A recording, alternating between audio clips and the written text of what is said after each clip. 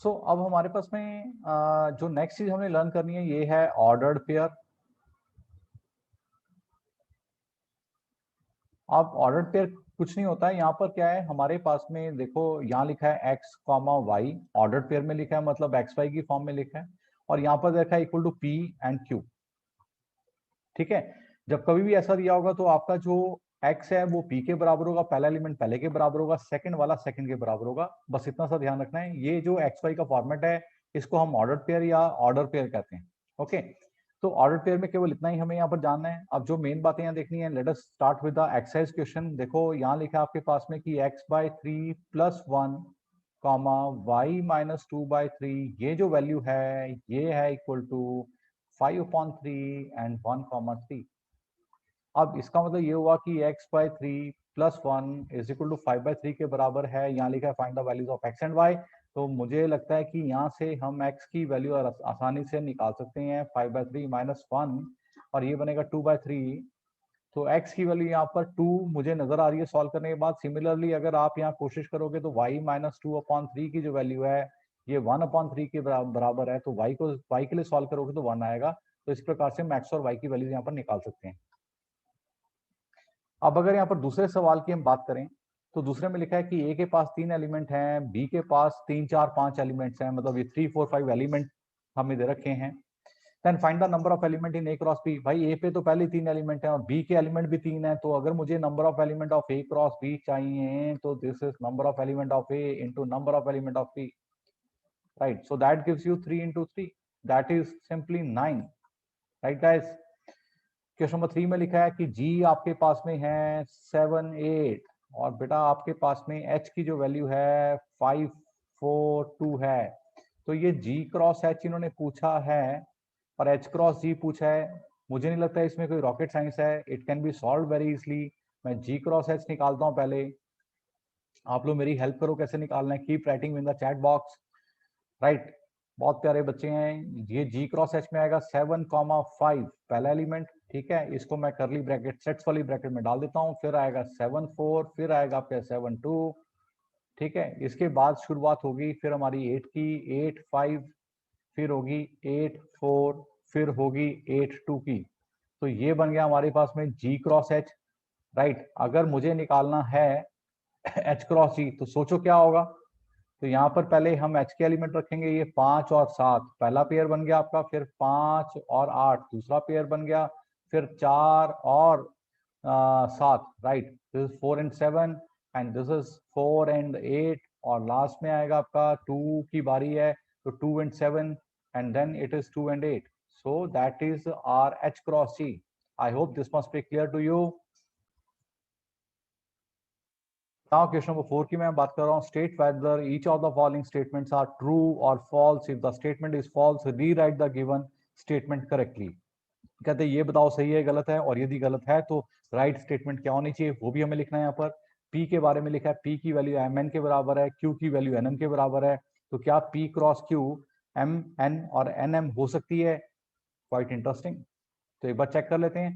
भाई देखो P cross Q, हम अपना बेसिक रूल लगाएंगे।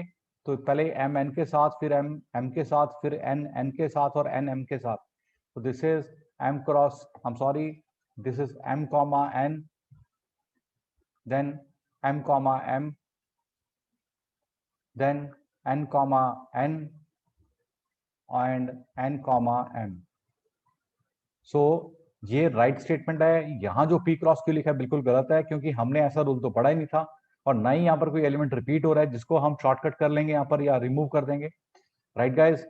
तो पहली स्टेटमेंट फॉल्स है, करेक्ट ऑप्शन हम लिख चुके हैं। सेकंड में क्या लिखा है, ए और बी नॉन एम्प्टी सेट हैं। अच्छा बच्चों, मैं एक चीज आपको बताता हूँ कि अगर मैं किसी सेट को किसी नल सेट के साथ मल्टीप्लाई करूं तो फिर रिजल्ट भी नल सेट आएगा, क्योंकि आपने एक नंबर को या एक सेट को कुछ नहीं के साथ मल्टीप्लाई किया तो कुछ नहीं ही आएगा, है ना?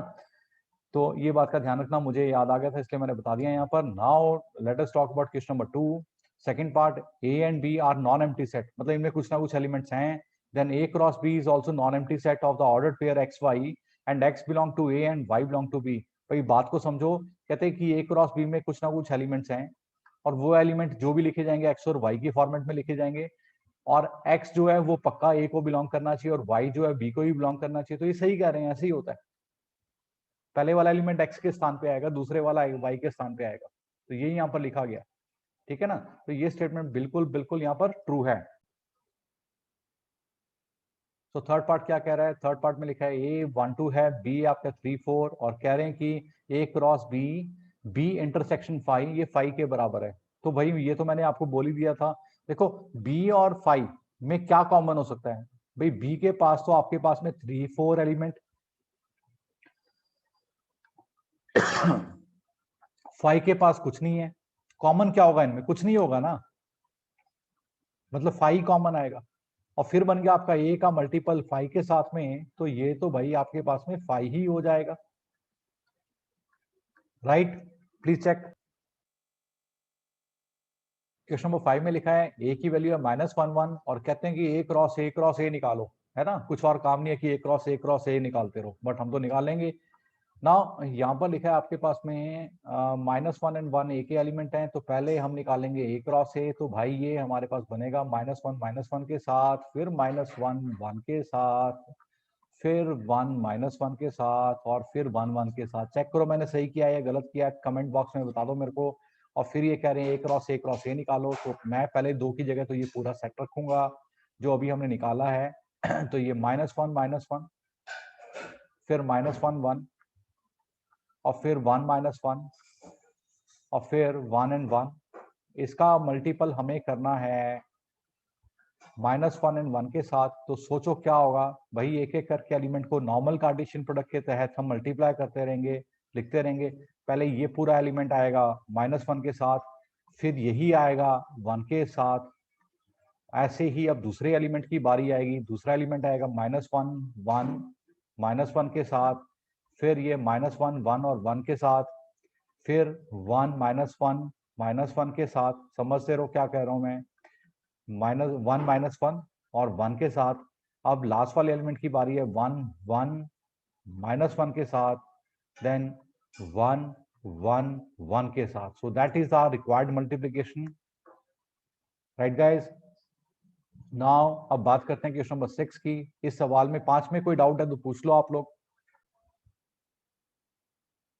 नाउ क्वेश्चन नंबर 6 की बात कर रहे हैं। ए क्रॉस बी आपके पास में है, A X A Y B X B Y. पहले वाले एलिमेंट ए को बिलोंग करेंगे, है ना। ए क्रॉस से बी है ना, तो पहले वाले ए को बिलोंग करेंगे। तो एक ए आ गया और एक बी आ गया, रिपीट नहीं करने। क्या क्या आ रहे थे देखो, इसमें ए आ गया था, इसमें ए आ गया था, रिपीट नहीं करना। इसमें बी आ गया था, इसमें बी आ गया था, तो भाई ए बी बन गए। और ऐसी बी में देखो पीछे वाले एलिमेंट बी के हैं, पहले एक्स आया फिर वाई आया फिर एक्स आया फिर वाई आया। तो रिपीट थोड़े करते हैं हम, सेट्स में रिपीट नहीं करते, आपने देखा था सेट्स में। तो मतलब ए और बी आ गए हमारे, very simple to find. Exam this is question number 7। यहाँ लिखा है ए की वैल्यू लिखी है, बी की वैल्यू आपने लिखी है, सी भी लिखा है, डी भी लिखा है। Okay, now verify that A cross B intersection C. अभी अभी हमने एक ऐसा एग्जांपल किया था, उस एग्जांपल को आपने फॉलो करना है। You will get each and everything here. Last में एक चीज उन्होंने एक्स्ट्रा पूछी है कि चेक करके बताओ ए क्रॉस सी सबसेट है बी क्रॉस डी का। तो ये भी पहले आप ए क्रॉस बी निकालना, फिर ए क्रॉस सी निकालना, फिर आप बी क्रॉस डी निकालना। तो चेक करना है कि क्या ए क्रॉस बी के सारे कार्टेशियन प्रोडक्ट वाले एलिमेंट्स क्या बी क्रॉस डी में आ रहे हैं। यदि ऐसा है तो ए क्रॉस सी सबसेट हो जाएगा बी क्रॉस डी का, राइट। तो यहाँ पर एक बार हम सेकंड पार्ट देख लेते हैं। सेकंड पार्ट में पहले हम ए क्रॉस सी की बात करते हैं। देखो ए क्रॉस सी हमारा क्या बनेगा, 1 5। आप ए और सी पे ध्यान दो, देन 1 6, उसके बाद हमारा है 2 5 and then it is 2 6। Okay, ये तो बन गया हमारा ए क्रॉस सी। अब बात करते हैं बी क्रॉस डी की।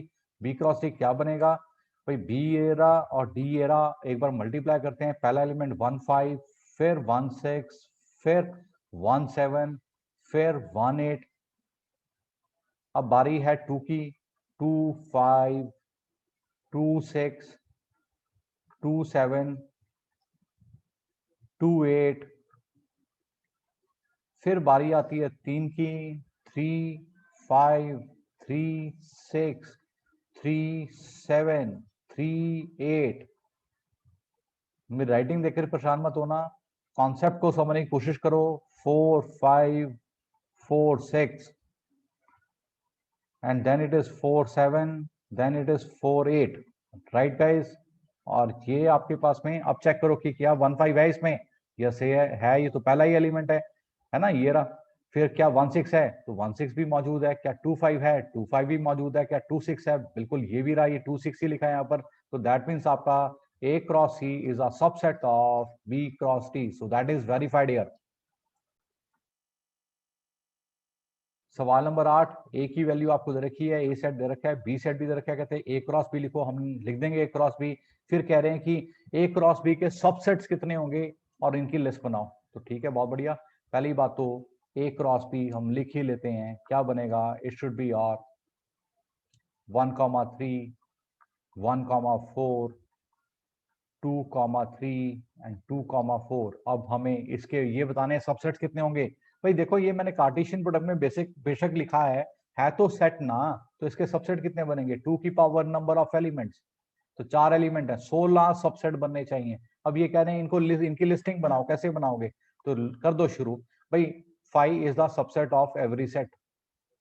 फिर ये पहले वाला एलिमेंट रख दो सिंगल 1,3 वाला, फिर दूसरे वाला एलिमेंट रख दो 1,4 वाला, फिर तीसरा एलिमेंट रख दो 2,3 वाला, फिर चौथा एलिमेंट रख दो 2,4 वाला। अब दो दो के पेयर में एलिमेंट रखने हैं आपने, 1,3, 1,4, फिर 1,4, 2,3, फिर 2,3, 2,4। इसके बाद आएगा आपका 1,3, 2,3, देन 1,3 and 2,4, देन